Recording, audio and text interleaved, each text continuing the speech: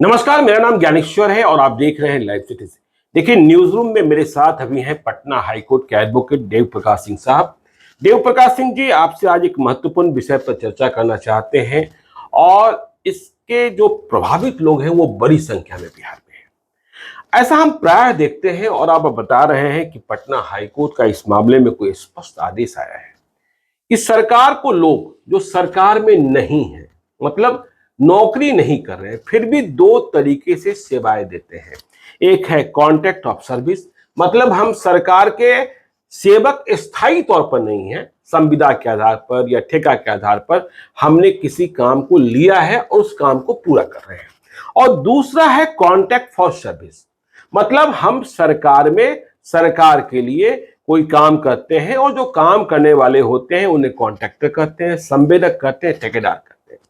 लेकिन प्राय यह देखा जाता है कि सरकार ने काम तो ले लिया, या तो संविदा की नौकरी के रूप में या ठेकेदार से जो उन्हें काम दिया गया था, लेकिन पैसा मिलने में बड़ी परेशानी होती है। जूते घिस जाते हैं और शिकायतें रहती है कि चढ़ावा नहीं चढ़ रहा है, इसलिए पैसा नहीं मिल रहा है और लोगों को जाना पड़ता है हाईकोर्ट। तो आप बता रहे थे कि पटना हाईकोर्ट के चीफ जस्टिस संजय करोल साहब ने और ऑनरेबल जस्टिस एस कुमार ने इस मामले में एक बड़ा ही महत्वपूर्ण फैसला दिया है और इस मामले में वकालत भी आप कर रहे थे, कृपया बताना चाहेंगे। देखिए ज्ञानेश्वर जी, अपने यहाँ बड़ा अच्छा आपने डिफाइन किया है contract of service and contract for service जी। पहली बार मुख्य न्यायाधीश एवं जस्टिस एस कुमार के खंडपीठ ने एक बड़ा निर्णायक और ऐतिहासिक जजमेंट दिया है। इसमें इन्होंने दोनों को साथ रखा है कि जो लोग सरकार में रहकर नौकरी करते हैं या जो लोग सरकार को बाहर से सेवा देते हैं, मतलब ठेका और संविदा जो भी करते हैं, अब बाहर से जो सेवा दे रहे हैं या नौकरी करते हैं, इन लोगों के जो वाजिब पैसे हैं, जो जिसको स्वीकृत ड्यूज कहा गया, एडमिटेड ड्यूज कहा जाता है कि हमने काम किया और जिसके बकाया राशि पर कोई विवाद नहीं है, ऐसी राशि के लिए भी वो इस कोर्ट से उस कोर्ट, इस फॉरम से उस फॉरम या कोई पदाधिकारी विशेष के ऊपर घूमते टहलते रहते हैं। काफी पैसे उनके खर्च हो जाते हैं, कई बार तो थक हार कर बैठ जाते हैं। ये समझिए एक अपराध है कि कोई आदमी काम करा लिया और काम कराने के बाद उसको पेमेंट, उसका भुगतान नहीं किया। ये हाईकोर्ट मान रहा है कि अपराध है। हाईकोर्ट ने इस बात को माना है। हाईकोर्ट ने कहा कि बिहार सरकार ने खुद एक बनाई है। हाँ, मैं जान रहा था कि एक नेशनल लिटिगेशन पॉलिसी बनी थी 2010 में। 2010 इसके बाद 2011 में भी बिहार सरकार ने खुद एक बिहार राज्य मुकदमा नीति बनाई है। तो सरकार, हाईकोर्ट ने यह भी कहा कि सरकार की नीति में कोई खोट नहीं है, कोई दोष नहीं है, ये व्यक्ति विशेष पदाधिकारी गण का ये किया हुआ समस्या है। कभी कह देंगे कि एलोकेशन ऑफ फंड नहीं है, जबकि मतलब आपने काम करा लिया, उसका पैसा नहीं है, फंड आएगा पेमेंट कर देंगे। लेकिन स्पष्ट नीति है, टेंडर निकालने से जब भी निविदा आप निकालते हैं तो जैसे आप चेक में है कि आप चेक इशू करते हैं तो उसके पहले सुनिश्चित कर लेते हैं कि आपके अकाउंट में पर्याप्त धन है। ठीक उसी तरह से इस बात को सुनिश्चित, जब भी आप निविदा निकालते हैं तो ये सरकार के उस पदाधिकारी का जो निविदा निकालते हैं उनकी एक दायित्व बनती है कि वो उसके लिए जो पर्याप्त धन सुनिश्चित कर ले तभी वो निविदा निकालें। मतलब आप ठेका दे ही नहीं जब आपके पास पैसा नहीं है तो नहीं है तो। लेकिन वो कई बार ये आरोप ये भी लेते हैं कि हमारे पास अभी एलोकेशन ऑफ फंड नहीं है, जो कि एकदम ही गलत बात है। इस पर कितने बार सुप्रीम कोर्ट हाईकोर्ट का जजमेंट आया है। तो इस बार ये जो निर्णय जिसकी चर्चा आप कर रहे हैं, इस निर्णय में पहली बार हाईकोर्ट ने बड़ा ही एक पांडित्यपूर्ण निर्णय दिया है, बड़ा एक्सटेंसिव, और कई एक चीजों को डील किया है। स्पेशली उन्होंने डील किया है बिहार राज्य मुकदमा नीति को। बिहार लिटिगेशन मुकदमा नीति को उन्होंने यह भी कहा कि क्यों किसी का पैसा ड्यूज है, ये कमेंट किया है हाईकोर्ट ने, ये हमको भी पता है किस कारण से।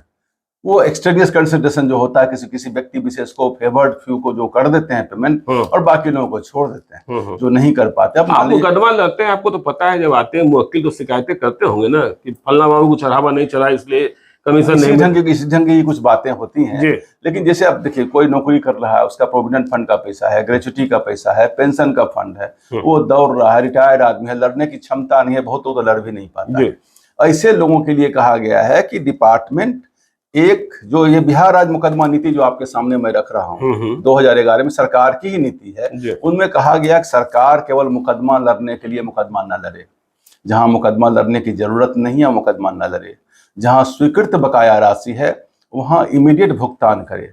और यह भी इसमें कहा गया था, इसी नीति में कहा गया कि हर एक डिपार्टमेंट में एक डिजिटल प्लेटफॉर्म होगा जिसमें ग्रीवांस रिड्रेसल फॉरम होगा। अच्छा, डिजिटल प्लेटफॉर्म बनाना था। हाँ जी। उस फॉरम पे कोई आदमी अपना ईमेल कर करके अपना वो कंप्लेन दायर कर सकता है कि मेरा ये भुगतान बाकी है, नहीं मिला है। ऐसी कोई व्यवस्था है क्या अभी बिहार में?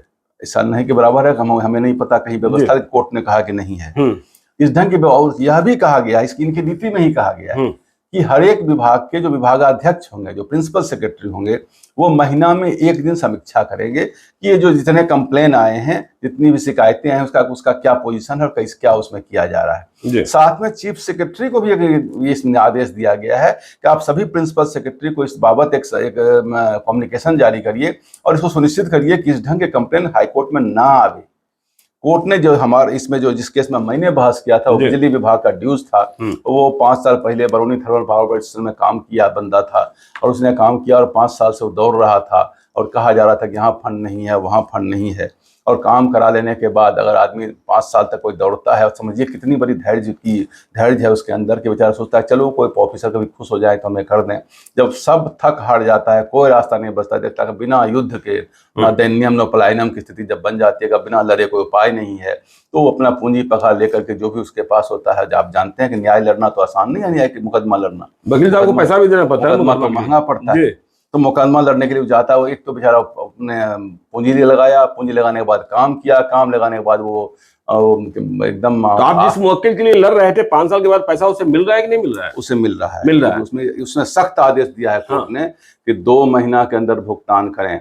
चलिए ये तो व्यक्ति विशेष, लेकिन प्रिंसिपल लॉ क्या? यह भी कहा कि इसी नीति में है कि जो पदाधिकारी इस ढंग के विलंब के लिए दोषी पाए जाए उनके ऊपर अनुशासनिक कार्रवाई की जाए, और अगर उसमें कोई इंटरेस्ट पे करना पड़ता है, कोई डैमेज पे करना पड़ता है, तो उनके व्यक्तिगत वेतन से इसकी कटौती की जाए। मतलब अब देरी करने पर जो आईएएस बाबू हैं या जो बीपीएस बाबू हैं, जो भी बाबू हैं, उनके निजी वेतन में से इनका कटौती किया जाए। अच्छा। ताकि इस ढंग की घटना बार बार ना आए। कोर्ट ने इसको बहुत स्ट्रांगली लिया है कि कोई किसी का काम किया हो पैसा। आपको मालूम है कि इसी ढंग के केस में चीफ जस्टिस रमन्ना साहब ने कहा था, शायद वो चीफ जस्टिस ऑफ इंडिया, हाँ, जो उन्होंने कहा था सुप्रीम कोर्ट में 3 जज के बेंच में, ये एक ऐसी गलती है कि सरकारी पदाधिकारी गलती करता है और भुगतता है एक निजी व्यक्ति, जिसका कि पूंजी भी लगा हुआ है, समय भी लगा हुआ है, और वो बेचारा उसके लिए कोर्ट में इस कोर्ट से उस कोर्ट, इस ट्रिब्यूनल से उस ट्रिब्यूनल दौड़ते रहता है, और लोग उसको गेम के फुटबॉल की तरह खेलते रहते हैं।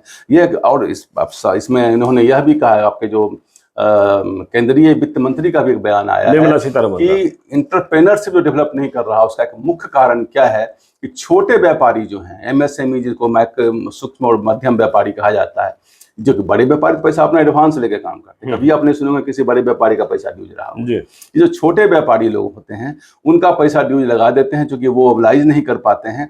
और इनका यही बहुत बड़ा कारण है कि एंटरप्रेन्योरशिप जो उद्यमता है, इसका विकास नहीं हो रहा है, क्योंकि वो पूंजी लगाता है, वो ओपन टेंडर में बहुत मिनिमम मार्जिन पर काम करता है, 6 महीना, साल भर, 2 साल अगर ड्यूज लग गया। तो ये तो भारत सरकार का सर्वे रिपोर्ट है कि जबकि उन्होंने एक आदेश दे दिया है एमएसएमई के लिए कि मैक्सिमम 45 डेज में पेमेंट किया जाए, तब भी भारत सरकार का ये सर्वे रिपोर्ट कहता है कि उन्होंने जो अध्ययन किया है उसके अनुसार 6 से 7 महीना लगता है पेमेंट करने में। ये पूरे भारत भर का रिपोर्ट है। हम लोग जो बिहार में जो केस लड़ रहे थे उसका 5 साल का रिपोर्ट था। 5 साल तक पेमेंट नहीं हुआ, और वो आदमी दौड़ के थक हार के लास्ट में वो बेचारा कह रहा था कि केस करें कि न करें, हमें कहीं और हार्म तो नहीं कर देगा, हमें कहीं ब्लैकलिस्ट तो नहीं कर देगा। अल्टीमेटली बेचारा कोई रास्ता नहीं बचा, तो लड़ने के लिए आया कि नहीं मुकदमा लड़ेंगे, मेरा इतना पैसा ड्यूज पड़ा हुआ है, मेरा इतना पूंजी, उसमें मैक्सिमम उसका 99% का पूंजी लगा हुआ है, 1% उसका प्रॉफिट होगा। हाँ, 5 साल तो यह आदेश की जो कॉपी मिली है, इस कॉपी के तहत जो बाकी ठेकेदार लोग हैं या जो बाकी जो सेवा संविदा पर काम करने वाले हैं, इस आदेश की प्रति दिखा करके अपने पदाधिकारी से कहें कि निर्णय लें, क्योंकि इसमें यह आदेश दिया गया है कि ये मुख्य सचिव को भी कॉपी इनकी दी जाए। ये केस नंबर क्या है सर, आप बता देना। 13268 CWJC। अच्छा, 2022। चलिए, इसमें यह कहा गया कि बाकी लोग भी इसको दिखा करके अपने अपने विभागाध्यक्ष को पत्र लिखें, और कोई भुगतान अगर है, अगर उनका कोई बकाया राशि है जिस पर कोई विवाद नहीं है, तो उसके लिए वहां जाकर के अपन वेतन भुगतान, अपना जो बकाया राशि उसका भुगतान लें, और सरकार कोई कार्रवाई करनी है। यह भी कहा गया है कि अभी हम किसी पदाधिकारी का वेतन नहीं रोक रहे हैं इसके लिए, लेकिन फर्दर अगर इस कंप्लेन आएगा तो जो इसके लिए दोषी पदाधिकारी होंगे उनके वेतन रोकने का आदेश भी हम देते हैं। चलिए, तो बहुत बहुत आपने सुना। देखिए, बहुत काम का वीडियो है, और जो लोग सरकार में संविदा पर काम करते हैं या जो सरकार में संवेदक हैं, ठेकेदार हैं, जो सरकार के लिए काम करते हैं और जिन्हें पैसे प्राप्त करने के लिए जूते घिसने पड़ते हैं, पूंजी फंसी होती है, उन्हें इस वीडियो से फायदा मिला होगा और आप समझ सकते हैं कि पटना हाईकोर्ट इस मामले में कितना सख्त है। तो आप देखते रहिए लाइव सिटीज को। हम ऐसे ही मसलों पर जो जनता के लिए फायदेमंद है, हम देव प्रकाश सिंह साहब से चर्चा करते रहेंगे। और यदि अब तक आपने हमारे यूट्यूब चैनल लाइव सिटीज को सब्सक्राइब नहीं किया है तो जरूर कर लीजिएगा। और यदि इस वीडियो को आप फेसबुक पेज के माध्यम से देख रहे हैं तो पेज को लाइक कीजिएगा। ट्विटर पर भी हमें फॉलो कीजिए। धन्यवाद।